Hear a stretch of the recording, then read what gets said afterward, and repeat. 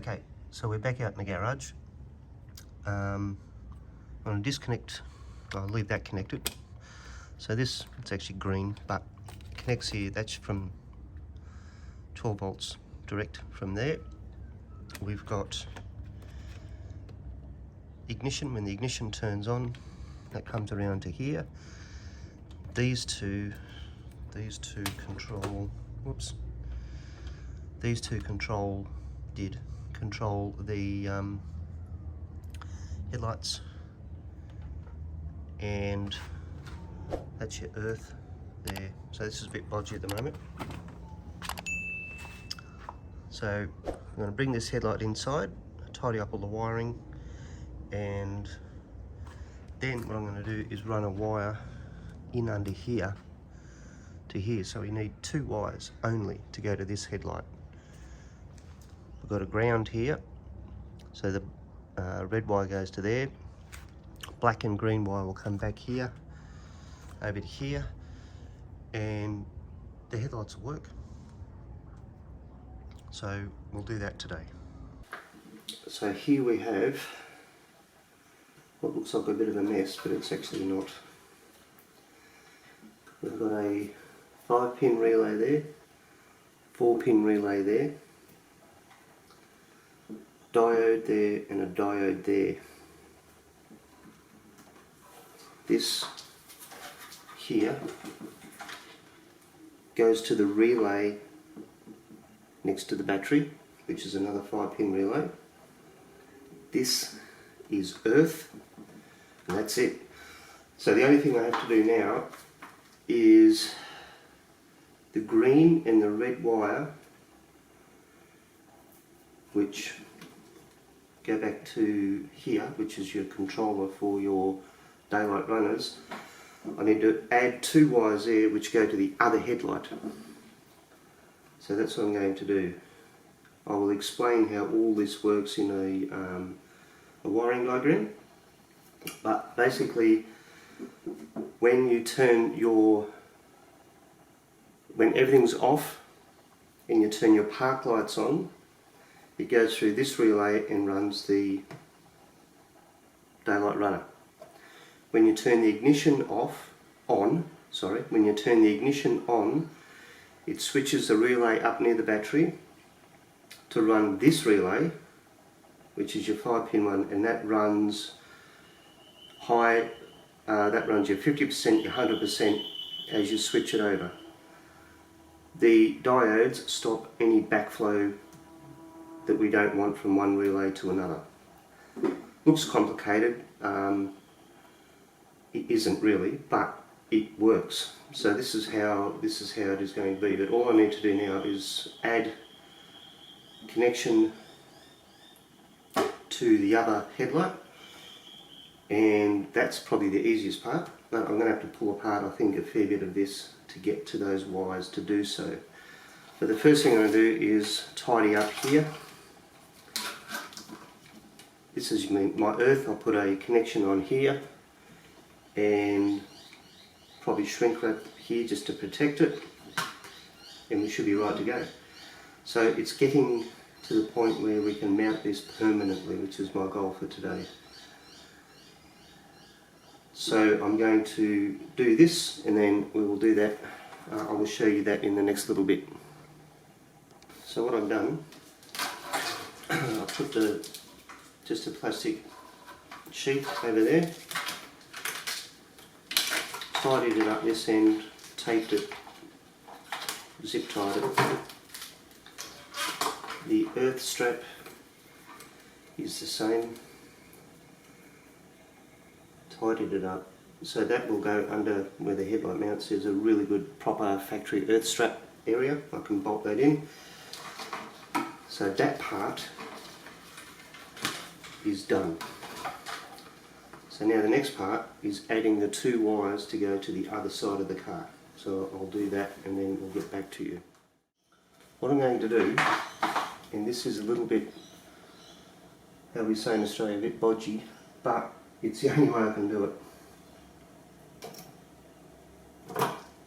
These 2 wires control your LED here. This white one is earth, this one and this one is your 50% and your 100%. I don't need to touch any of this rubbish up here. I don't want to because I don't want to disturb it. But here, and this is where some of you will cringe, I know, it's okay. I'm going to cut that and join that into there so I can run another wire from here across to the other headlight and from here across to the other headlight. Join those up, and as soon as these get power, or either one gets power, it will control the other headlight without having to do all this. Because the amperage draw on this is super low because it's LED, they draw nothing. I think that will work. And then I will insulate it, cover it, make sure everything is good, but that should work. So that's going to be in the next little part of this video. We've got the red, which is earth.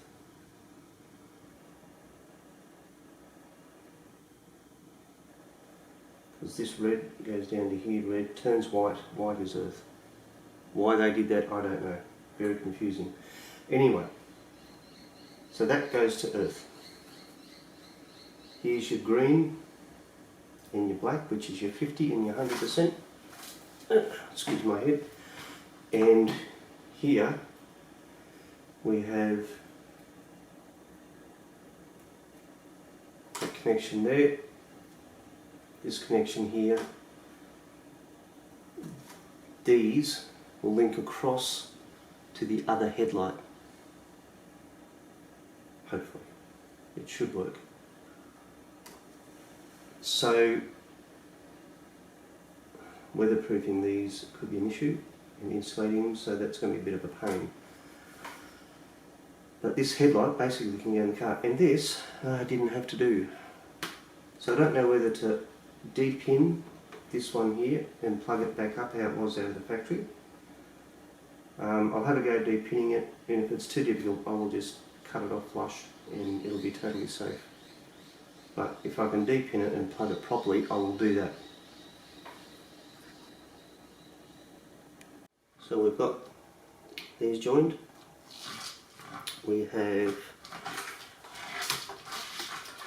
these wires which will go over to the other headlight.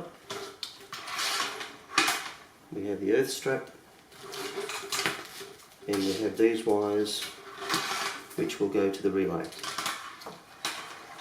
So what I'm going to do is tidy these up, make it as neat as I can, and we use cable ties and stuff like that just to put that in there out of the way, and then we will fit the headlight permanently this time. Okay, so the headlight is mounted in, it's solid.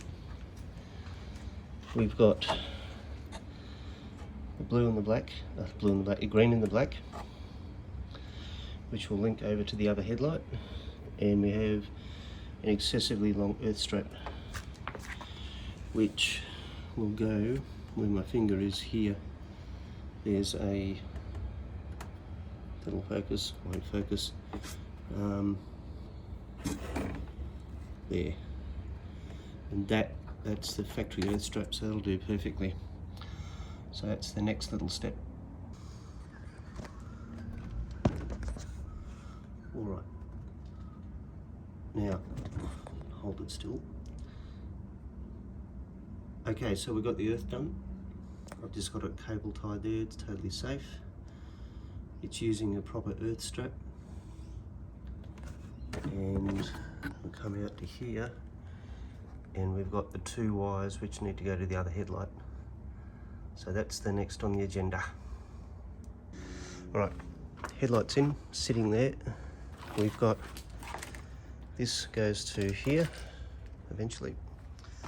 So that goes to this relay. We have earth strap which goes under there somewhere. A bit hard to see on this side, but it's back in under there. So that's the earth strap. We hooked up here, running the cable through here down to here, and we're out here to join up to here. That's next. So here we're just going to use that as a shield,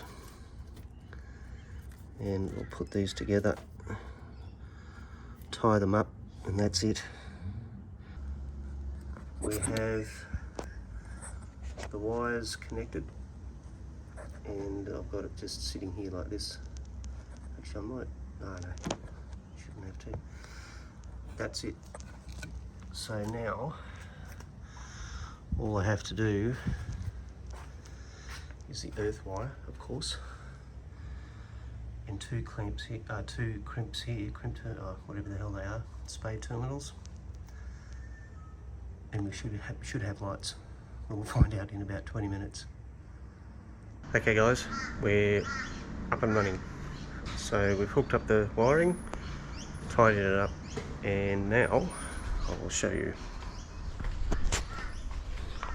Park lights only.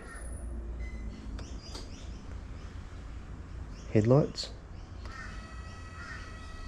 High beam, low beam, park lights off. Now we go in.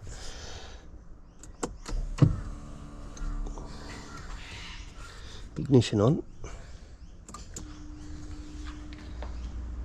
We have 100%. Park lights, headlights, high beam, low beam, off. Indicators,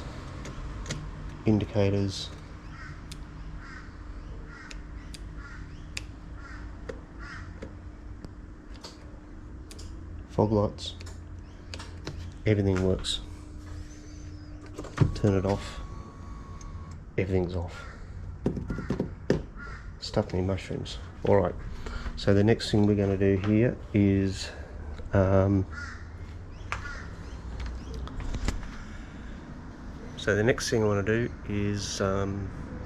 through the wiring diagram with you, and that will be it, and then we're done.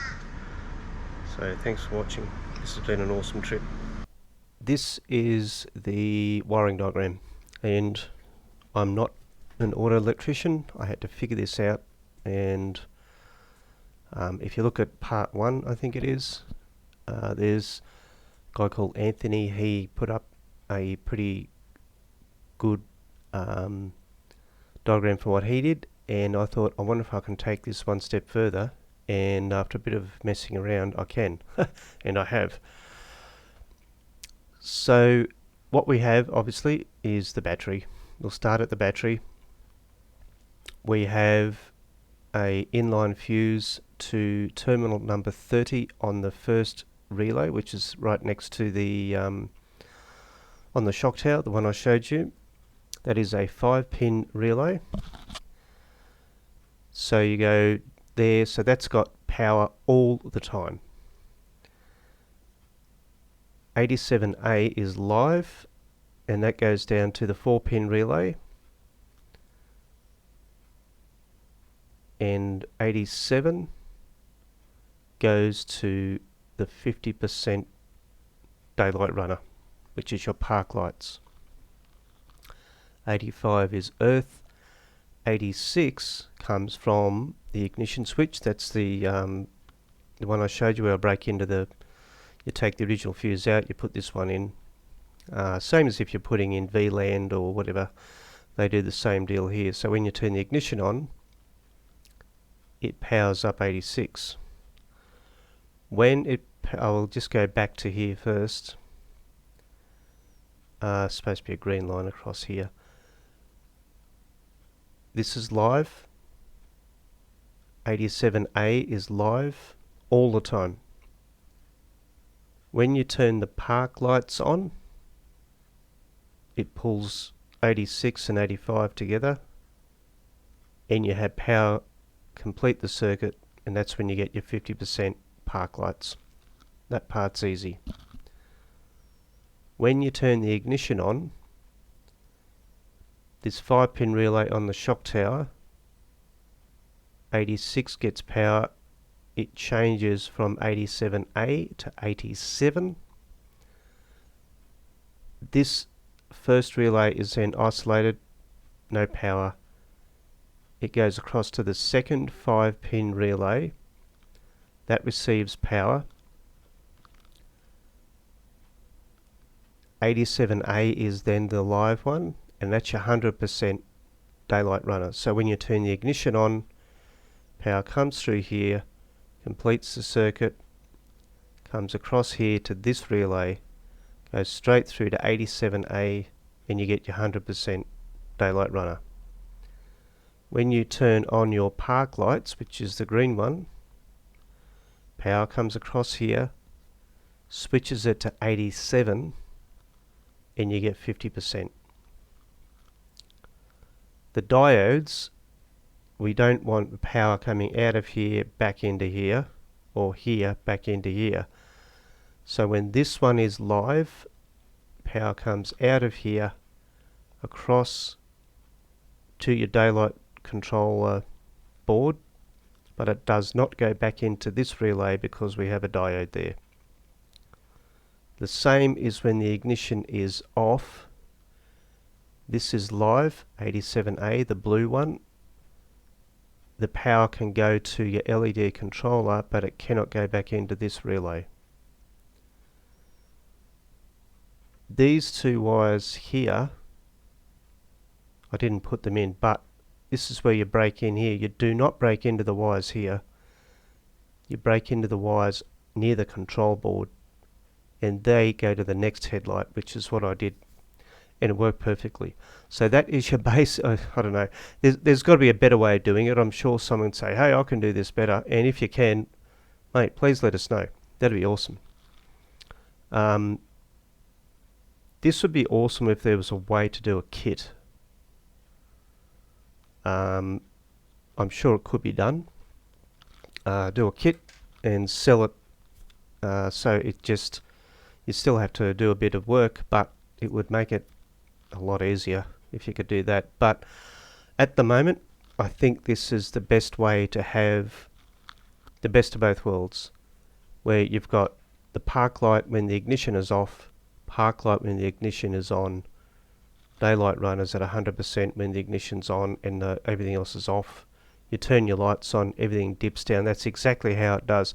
Now, can you turn off the daylight runners? Well, you probably could. The only way, I guess, to do that, oh no, it'd be too complicated, because then you got no park lights. No, so the only thing is daylight runners are on all the time, where the factory you can turn them on, turn them off, and all that sort of stuff. So this is 95% how the MY12, 13 and 14 cars, or MY11, I think MY11 had the they were the first ones with the daylight runners. So MY11, 12, 13 and 14 cars, this is pretty good. So the MY08s, 9s and 10 did not have daylight runners. You do lose the DR, what's it called? Forgotten what it's called. I'm tired. The adjustable steering, you lose that side of things. You do not lose the leveling. That works.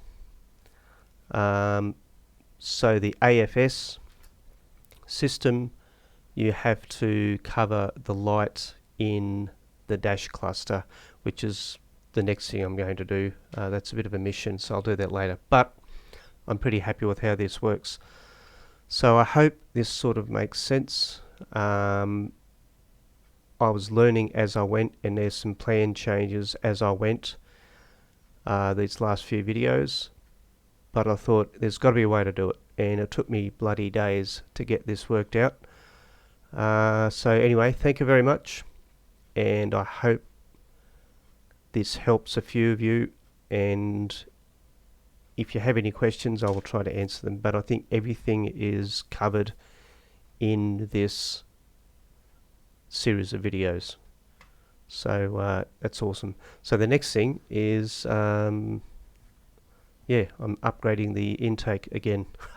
So I'll show you that in the next video in the next couple of days. So anyway, thanks for watching, and we'll catch you later.